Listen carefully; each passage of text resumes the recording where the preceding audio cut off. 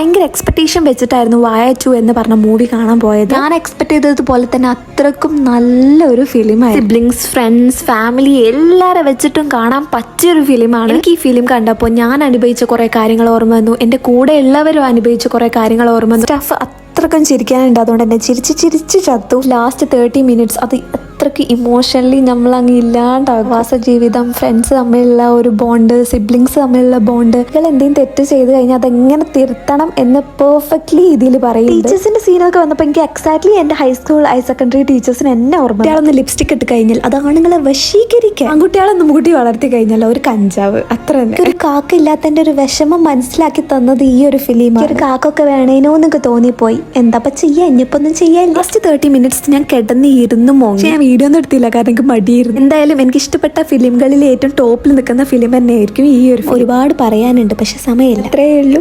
By.